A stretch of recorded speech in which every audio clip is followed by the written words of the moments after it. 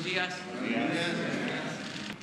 Ánimo. Bueno, les informo que recibí a los padres de los niños, de los bebés que perdieron la vida en el incendio de la guardería ABC y me comprometí con ellos, entre otras cosas, a que iba a hacer un llamado respetuoso al fiscal general y al presidente de la Suprema Corte de Justicia para que, con apego a la ley, se pueda llevar a cabo la investigación o lo que falta de investigar y sobre todo que no haya impunidad. Yo estoy seguro que tanto el licenciado Hertz como el ministro Saldívar van a atender este llamado respetuoso que hacemos desde el Ejecutivo. Es un compromiso para que no haya impunidad y se haga justicia en este lamentable hecho. Nos comprometimos también a otras cosas, pero esto es lo principal. Otras demandas fueron atendidas, vamos a cumplir con las madres, con los padres, en todo. Y también hice el compromiso de tener una próxima reunión con ellos en Hermosillo. En una semana les voy a avisar cuándo sería esa reunión. Voy a ir a Hermosillo a reunirme con ellos. Bueno,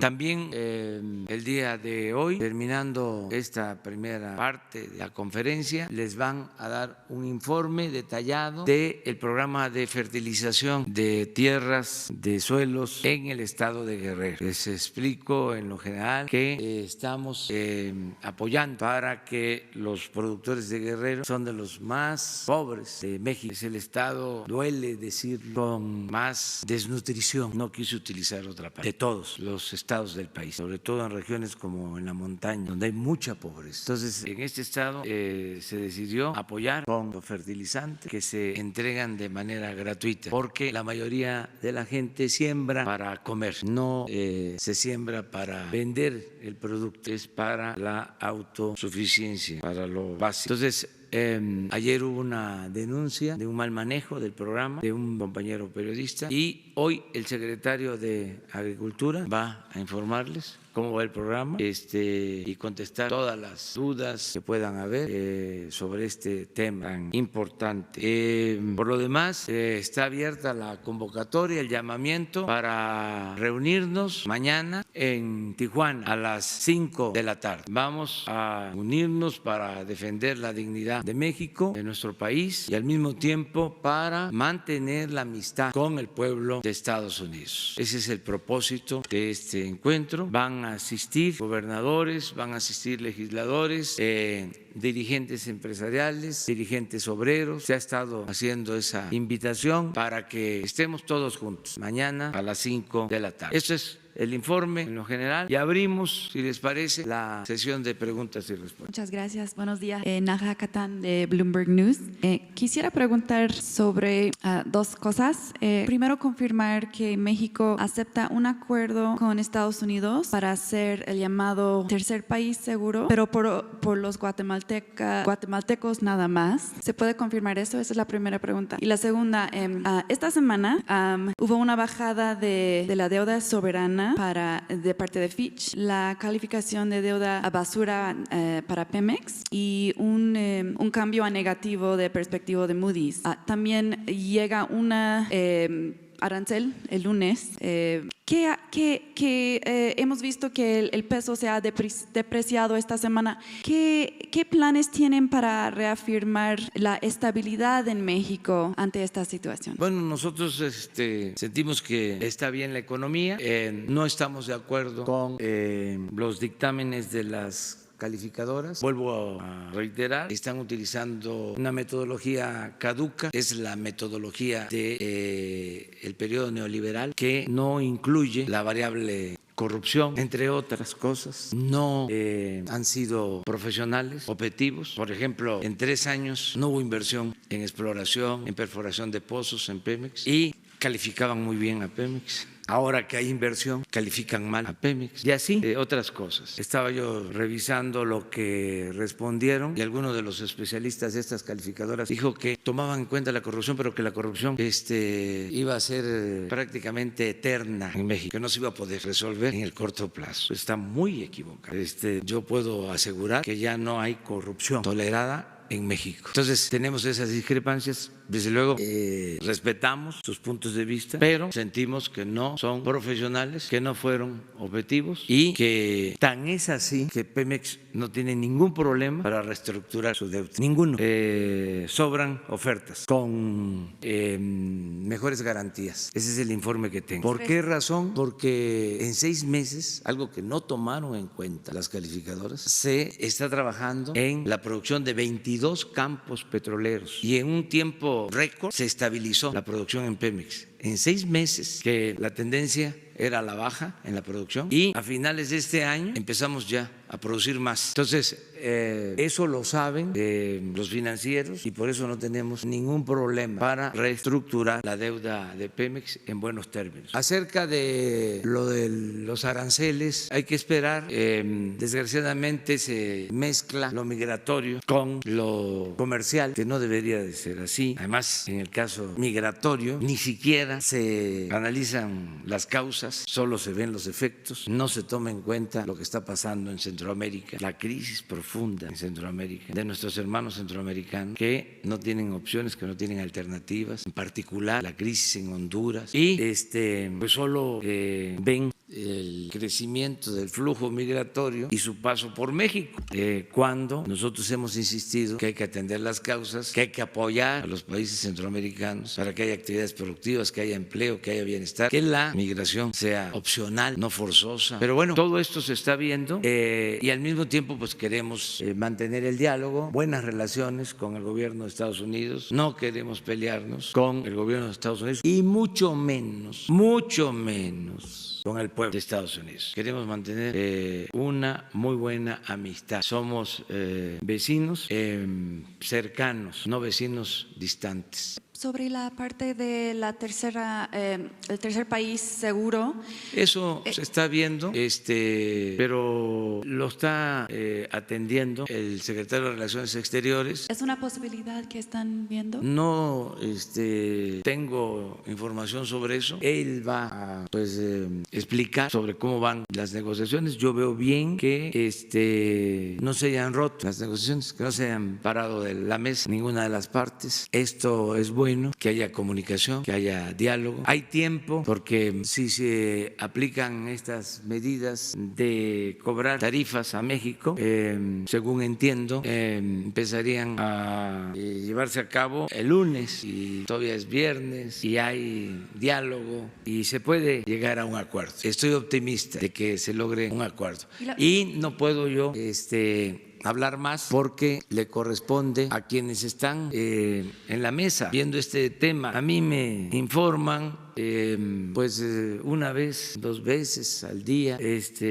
Lo básico, les tengo mucha confianza a los que nos representan, son expertos, ellos sí, especialistas en materia política, en materia de política exterior, en economía. Es muy buena nuestra delegación. Entonces ellos son los que informan sobre este tema y yo voy a dar a conocer mi punto de vista mañana a las 5 de la tarde. Les aseguro que voy a tratar el tema. Perdón, solo una precisión de Pemex. Decía que hay posible reestructuración y mucho apetito. ¿Nos puede dar un poquito más información sobre eso y habla de refinanciar la deuda en ese sentido? ¿Qué es lo que nos puede decir? Pues hoy le voy a pedir a Pemex que les presente un informe que tiene que ver con lo que me reportaron el día de ayer. Me pareció muy buen informe. Le voy a pedir a Jesús para que hoy mismo, lo más pronto posible, en la mañana, les hagan llegar el reporte que me entregaron los directivos de Pemex sobre este aspecto. Por eso, además de que yo tengo mis propios datos y elementos para sostener que no fueron objetivos, no fueron profesionales los técnicos, las calificadoras, y esto pues lo digo porque se hicieron de la vista gorda durante el tiempo del desmantelamiento de Pemex, de la caída de la producción de Pemex, del endeudamiento de Pemex. ¿Dónde estaban? No vieron nada de eso, la gran corrupción en Pemex, y a los 5 meses se dan cuenta. 5 meses en nuestro gobierno de que está mal Pemex. ¿Por qué el silencio cómplice tanto tiempo? Entonces, con todo respeto, o sea, es hablar con claridad y siempre con la verdad. Nadie debe de ofenderse, ¿eh? O sea, es más muy fraterno todo, respetuoso, pero es bueno el debate, es muy interesante. Entiendo que la cuestión sobre los calificadores es importante para usted. ¿Hay algo que va a ser como para la estabilidad de México? Porque sí, el peso se fue afectado esta semana.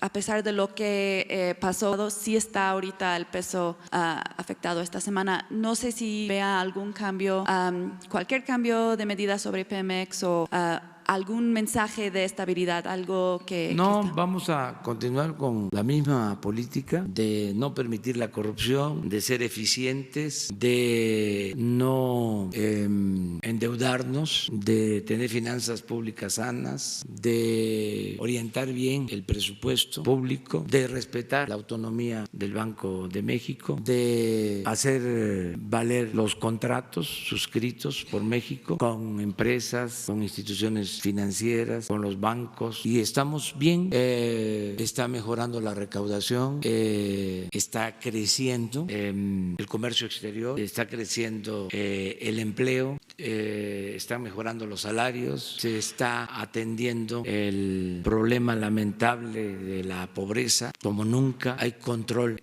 en la inflación, hay estabilidad en nuestra moneda, a pesar de lo sucedido en esta semana, resistió nuestra moneda. Seguimos con un peso fuerte. La depreciación de estos días no ha significado caer a los tiempos anteriores, es decir, en todo el periodo ha habido, aún con lo de esta semana, una apreciación del peso. Y ahí están los datos. Entonces, claro, la apuesta de nuestros adversarios es a que nos vaya mal.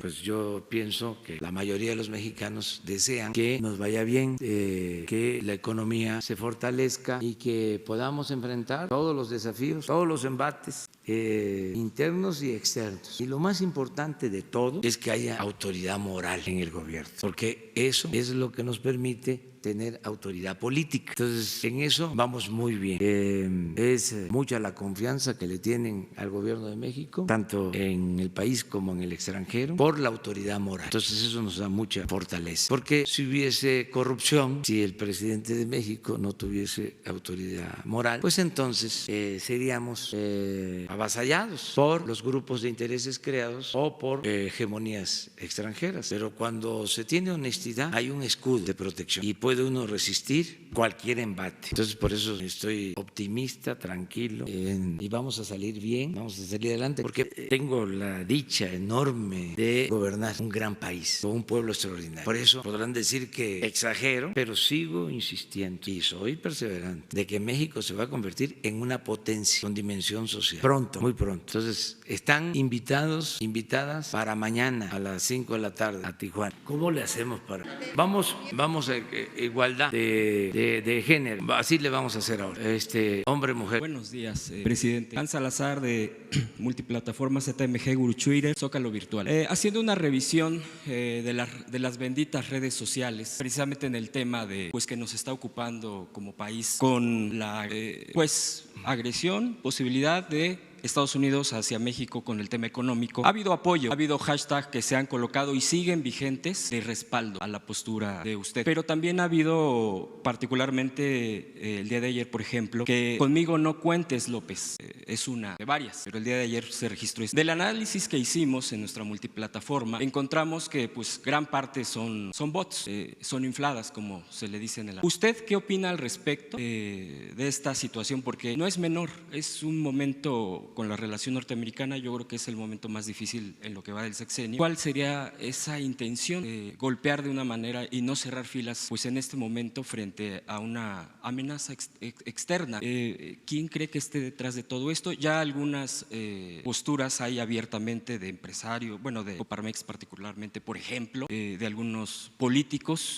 ¿Usted qué respondería en la antesala del evento de la manifestación que se hará mañana en Tijuana Tijuana? Sería mi primera pregunta, presidente. Bueno, porque hay una oposición al gobierno y que eso es normal, legítimo. Podemos no estar de acuerdo con los medios que utilizan. Por ejemplo, lo de los bots o robots. Eso está comprobado de que utilizan bots en redes sociales para atacarnos constantemente. Incluso la conferencia esta, estoy ahora hablando y están los bots. Las empresas encargadas de las redes lo reconocen y cuando ha habido alguna queja de parte de nosotros nos contestan de manera informal de que están haciendo todo lo posible para evitar. Pero bueno, son robots, pero desde luego hay quien paga y quien lleva a cabo estas acciones. Entonces yo lo atribuyo a los opositores y siempre hay opositores, siempre, y tenemos que aceptarlo y respetar a la oposición, incluso en circunstancias como esta, en que se necesita la unidad nacional. La historia nos enseña de que han habido opositores que de manera consciente o inconsciente han ayudado a intereses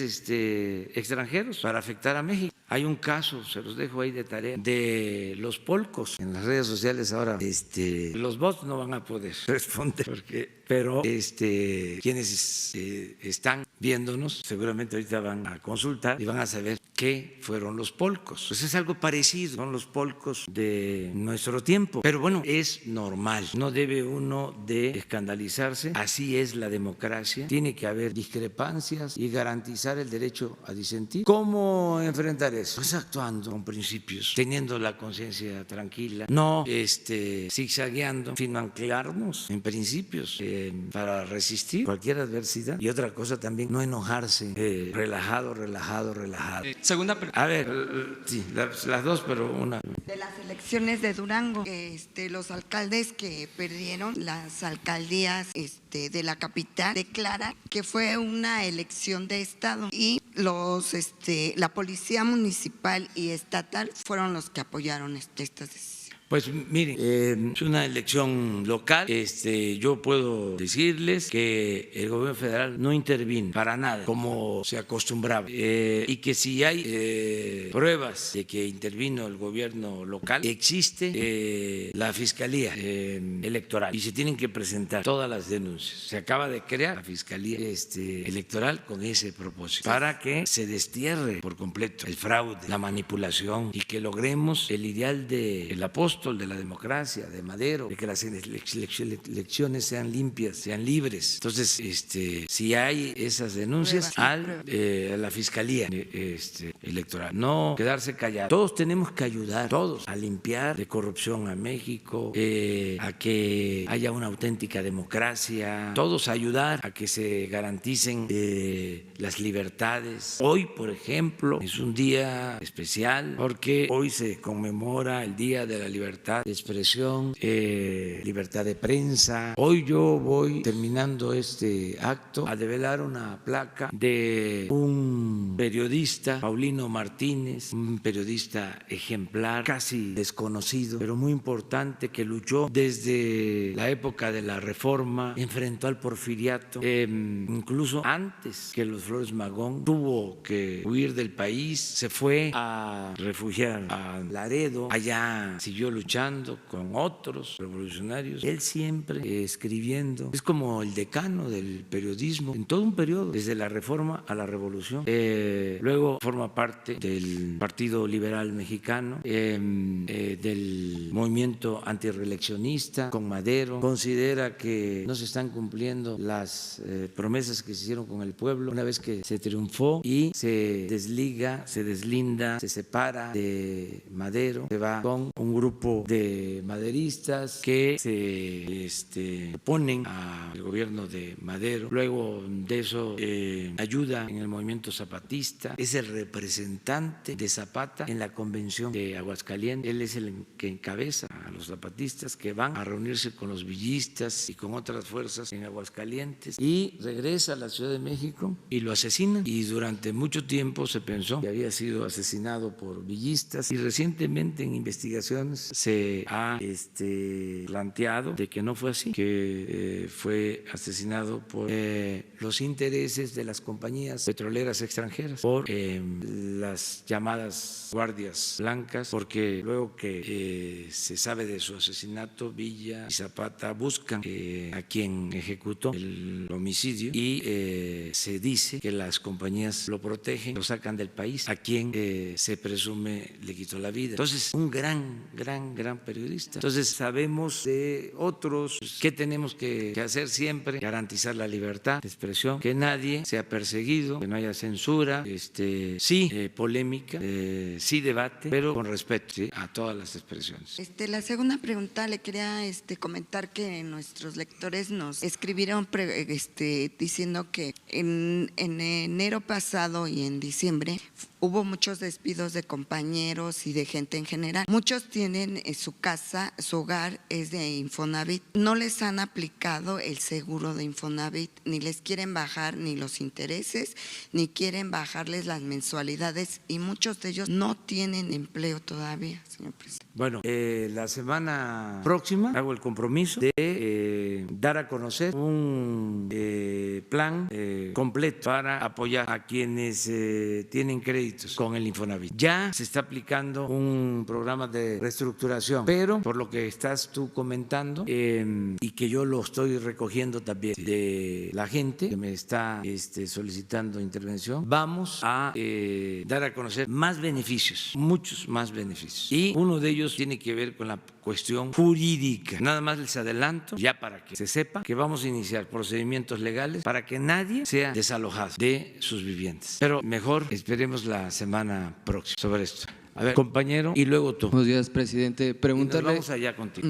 Sobre ayer el canciller mencionaba que se iban a utilizar 6,000 elementos de la Guardia Nacional para la frontera sur. Preguntarle, ¿para cuándo se van a destinar estos elementos de la Guardia Nacional? ¿Qué funciones van a tener y si es para contener el flujo migratorio o qué es lo que van a hacer? Y también preguntarle, por otro lado, esta semana en el Heraldo de México publicamos que el Ángel de la Independencia tiene 59 afectaciones en su columna. El INBA desde noviembre ya tiene el reporte, el diagnóstico que le entregó la Secretaría de Desarrollo Urbano y Vivienda de la Ciudad de México. A la fecha no nos han dado el estatus del proyecto ejecutivo, no se sabe qué va a pasar, incluso nos comentaban que si hay un sismo la columna puede caer. Preguntarle cuál es su opinión y qué llamado le haría al INBA. Gracias. Bueno, sobre esto último, que se revise el dictamen y que se atienda la necesidad, si existe, de reforzar el Ángel, todo el monumento. Eso lo vamos a pedir a la Secretaría de Cultura que nos informe y aquí vamos a comentar si existe el dictamen y qué se necesita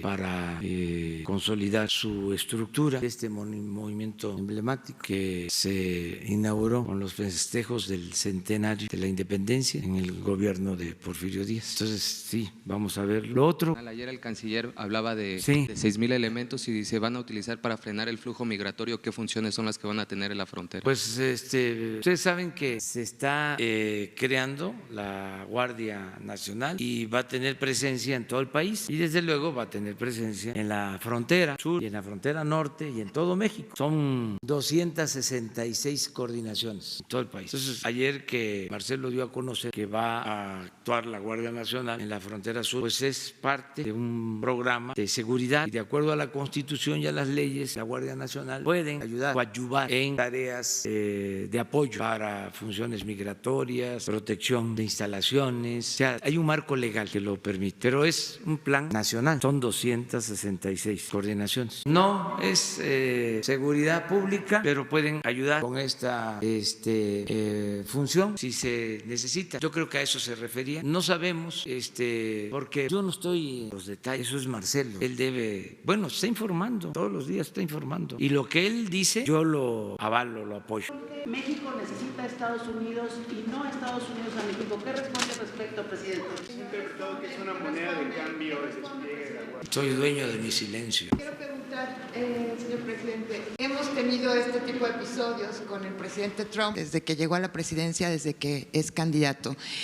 Muchos expertos hablan de las opciones que tiene México en términos comerciales para abrir sus mercados o para no depender tanto del intercambio comercial con Estados Unidos. Tenemos más de 200 tratados comerciales y hasta donde entiendo algunos guiños o acercamientos por parte del gobierno chino para hacer más eficiente o más activa reactiva el intercambio comercial con México. ¿Qué ha pensado usted? ¿Cómo blindar a México de estos altibajos, por decirlos de algún modo, en el ánimo del señor Trump frente a México? ¿Cómo blindar al país y cómo asegurarle una estrategia comercial menos dependiente de Estados Unidos? ¿Usted ha planteado esta situación? Y dos, ahora que estamos ya negociando cosas que tienen que ver en los términos que nos está poniendo Estados Unidos, hemos puesto sobre la mesa los mexicanos, el gobierno mexicano, temas como el tráfico de armas, por ejemplo. Es un tema que no hemos tratado mucho, no hemos escuchado mucho, pero que siempre ha preocupado y que siempre ha estado en la relación bilateral. Y por último, señor, ¿hasta dónde está dispuesto el gobierno de México de modificar o cambiar su política migratoria frente a las presiones de Estados Unidos? Más allá de las declaraciones, más allá de estos bravuconerías, por llamarlo de algún modo, ¿hasta dónde México está dispuesto a modificar esta política que usted ha ofrecido de respeto a derechos humanos para los migrantes? Está muy bien formulada la pregunta, de veras, o sea, muy bien formulada, te felicito, muy bien planteada. Miren, mañana va a haber respuesta, mañana va a haber respuesta a las 5 de la tarde y es importante que se conozca todo. Ahora hay un buen debate en las redes sobre este tema. La política es asunto de todos. Yo celebro que se esté tratando este tema, el qué hacer en cuanto a la política exterior, la importancia de diversificar la relación comercial, la importancia de fortalecer nuestro mercado interno, la importancia de tener una muy buena relación con el gobierno de Estados Unidos para aprovechar ventajas que tienen que ver fundamentalmente con nuestra vecindad, con el avance que se ha logrado en la integración económica. En fin, son los temas. El fenómeno migratorio, como lo planteé, analizar las causas, no solo ver efectos. Todo esto se está ahora debatiendo, muy interesante lo que está aconteciendo y pues yo estoy escuchando, estoy atento a todas las voces, estoy recogiendo opiniones, recogiendo sentimientos y voy a fijar una postura el día de mañana a las 5 de la tarde. No quiero ahora adelantar nada porque se está dialogando, se continúan las pláticas en Estados Unidos y repito, estamos muy bien representados. Quienes están llevando a cabo estas pláticas, quienes nos representan, conocen sobre política exterior, conocen sobre los principios de nuestra política exterior y sobre todo de gente honesta, patriotas, son gentes de toda la confianza. Entonces por eso vamos a esperarnos a que se atiendan, ¿no?, estas cosas. Bien, vamos a buscar que participen de todos los sectores, que aunque sea de manera breve, para no hacerlo muy tardado, que sí puedan hablar los representantes de todos los sectores de México. O sea, lo más que se puede, un abanico de participaciones en donde todos nos podamos sentir representados, que todo el que quiera expresar algo lo pueda hacer. Gracias. Muy buenos días, señor presidente, muy buenos días a todos. Mi nombre es Alejandra Shilot, represento a Q Noticias de Querétaro, a Diálogos Sin Fronteras en el estado de Puebla y asimismo desde Puebla. Usted es el presidente, la esperanza de México. Le vendió una idea fantástica a todos los mexicanos y todos la adquirimos. Muchos confiamos en usted. ¿Cuáles son las medidas para poder tener un mandato conforme a la idea que usted vendió de un México próspero, un México lleno de libertad a través de una conciencia limpia, sin corrupción? Esa es una vertiente que usted nos dio a todos los mexicanos. Muchos confiamos en usted, muchos confían en usted. Yo le quiero preguntar en temas de agricultura, relaciones exteriores y salud. Si yo le contara toda la travesía que tuve para llegar a usted, espero que me permita hacerle estas 3 preguntas. Y en primera instancia, en referencia a agricultura, más que pregunta, es una propuesta que vengo trabajando. Soy activista desde hace más de 25 años. Me dedico a los medios de comunicación desde hace 20 años. y me preocupan muchas cosas, como a todos los mexicanos y como veo que a usted también.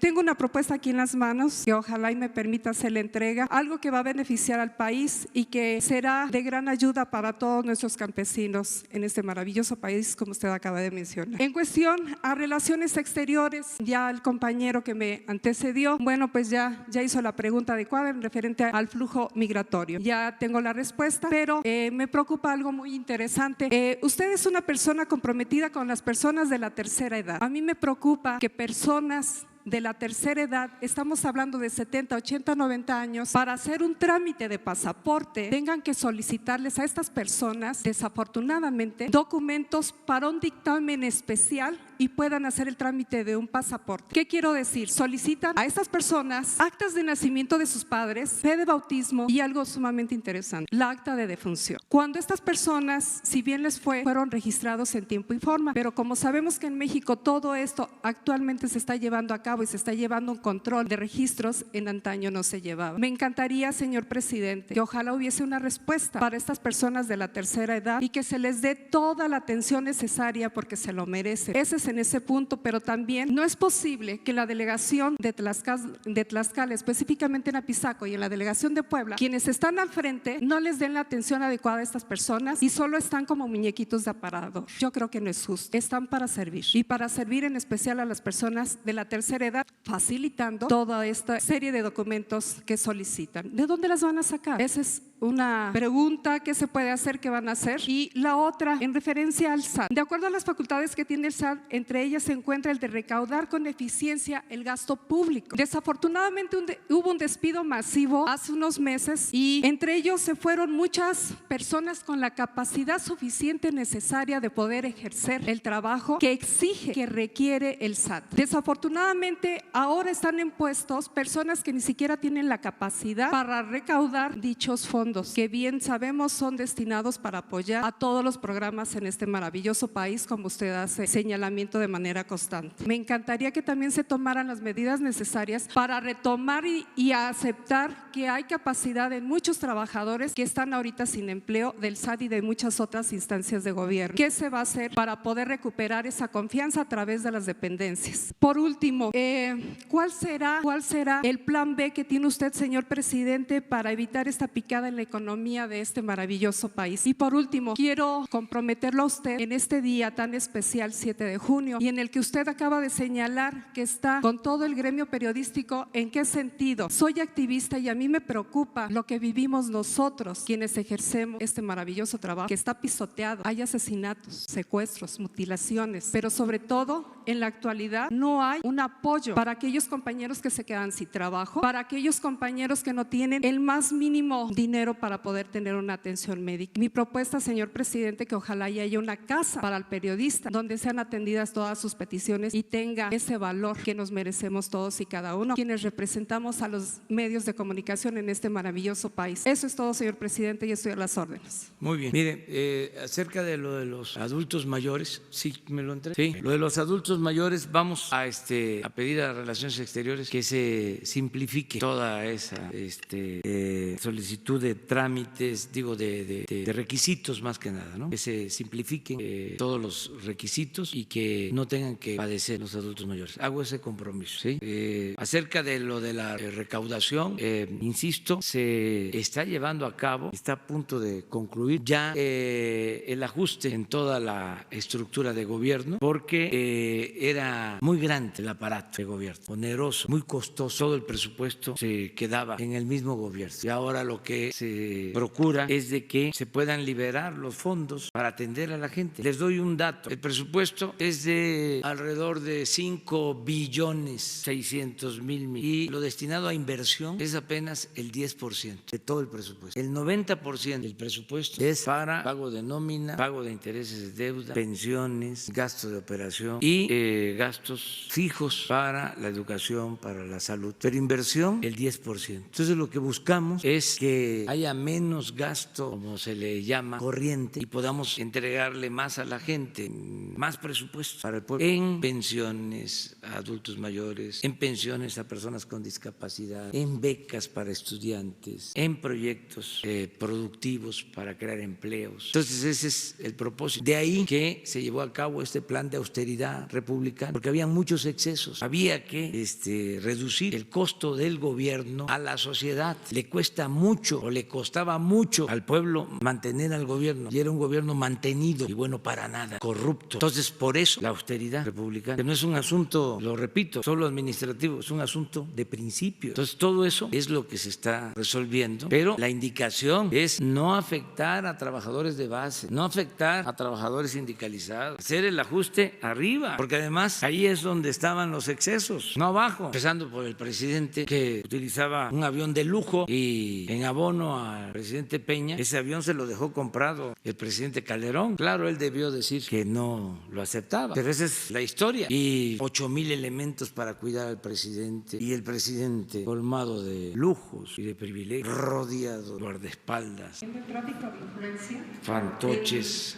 En la ciudad de Puebla seguimos manejando y desafortunadamente es muy notorio el tráfico de influencias, específicamente en el estado Tiene de que Puebla. terminarse. Y eso contrae situaciones porque el flujo no entra de manera normal al estado o a la federación. Tiene que terminarse todo eso. Pero en un sistema político presidencialista es fundamental el ejemplo que da el presidente. Es muy importante. Entonces todo esto está cambiando, por eso este plan de austeridad. Y eso no significa que estén mal los servicios, porque quisieron también justificar la corrupción o los excesos diciendo que se iba a dejar sin servicios a la gente. En el caso concreto de la recaudación, puedo demostrar que es mejor la recaudación de este año, de lo que llevamos en el gobierno, de lo que fue el año pasado. ¿Cómo puedo justificar otras cosas? Entonces, no echarle la culpa a la austeridad. Aquí ayer se denunció, creo que el Universal dio a conocer algo sobre el CONACYT, sobre alimentos del CONACYT, alimentos extravagantes.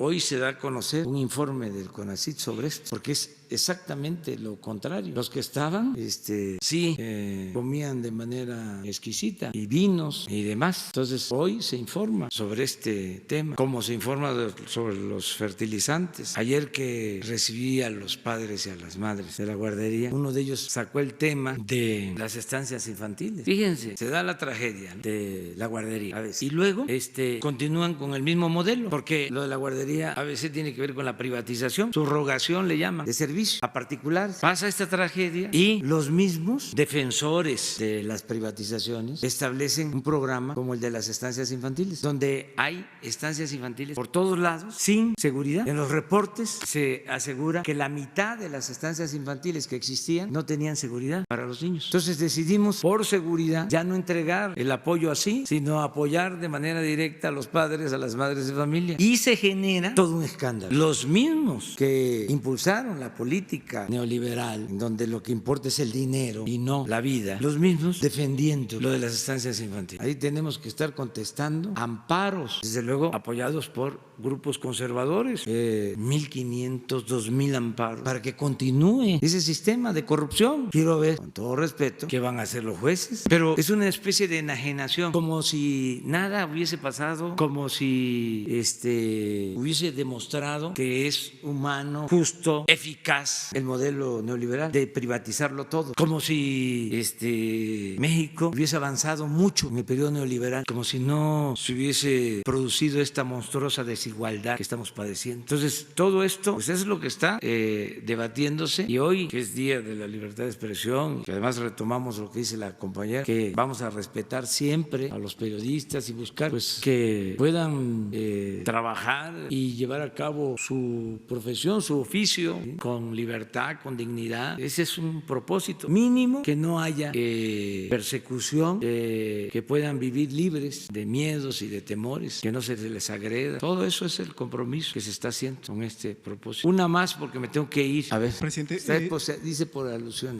Por alusiones. Misael Zavala, del periódico El Universal. Yo quisiera saber o dejar en claro, la Guardia Nacional entonces no frenará el flujo migratorio en la frontera sur, después de que ayer Marcelo Ebrard dio a conocer que enviarán a 6,000 elementos, ¿su gobierno no frenará el flujo de migrantes de Centroamérica? Lo que dijo Marcelo. Pero no lo dijo ¿Qué en general. dijo? Dijo que iba a mandar a 6,000 elementos, o es la propuesta, digamos, enviar a 6,000 elementos. Eso es. Pero el propósito de la Guardia Nacional en la frontera sur, ¿cuál será? Eso que dijo Marcelo. ¿Su gobierno no dará la orden para frenar el flujo migratorio? Sí, tenemos por ley hacerlo y estamos haciendo todo lo que nos corresponde, pero al mismo tiempo estamos cuidando que se respeten los derechos humanos y que se atienda el problema de fondo, que es el de la falta de oportunidades de trabajo y de bienestar en los países centroamericanos. Lo que queremos es que se atienda el problema en Honduras, que hay una crisis grave y están padeciendo nuestros hermanos hondureños, y lo mismo está pasando en otros países de Centroamérica, pero sobre todo en Honduras, y que se ayude al gobierno de Honduras, que se atiendan las causas. Esto no es un asunto que se va a resolver con el uso de la fuerza. La paz, la tranquilidad son frutos de la justicia. Tienen que atenderse las causas. O sea, ¿cómo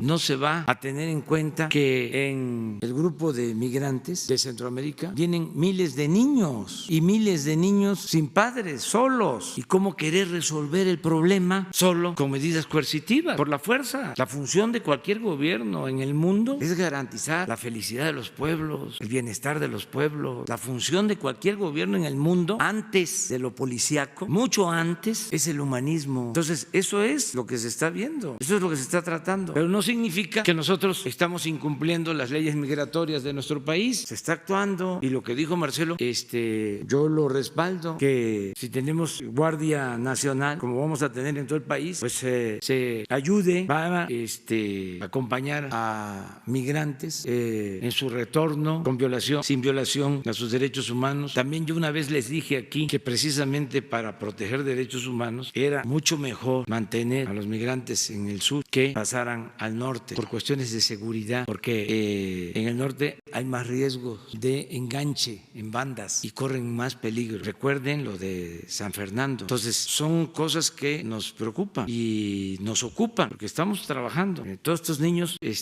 van a albergues del DIF, no van a los centros en donde están los adultos, ni a albergues de adultos, ni mucho menos a centros donde se detiene a migrantes. Entonces, estamos haciendo un gran esfuerzo, estamos trabajando. No tenemos nosotros ningún problema de conciencia y estamos cumpliendo con nuestra responsabilidad y queremos ayudar a Estados Unidos, queremos ayudarlos, pero sin violar derechos humanos y buscando opciones de fondo. O sea, ¿desde cuándo presentamos el plan? Bueno, ya está, la CEPAL elaboró el plan. Imagínense cuánto tiempo lleva que planteamos este asunto. Ya está elaborado el plan, ya hubo el ofrecimiento de que iban a entregarle a Centroamérica 5,000 millones de dólares y 4,200 a México. ¿Cuánto ha llegado? Nada. Ya nosotros ni estamos pidiendo, incluso que el plan Mérida, no queremos nosotros armamentos, ni helicópteros, ni nada de eso. Si quieren aportar, que sea para el desarrollo, que sea para crear empleo. No queremos nada que signifique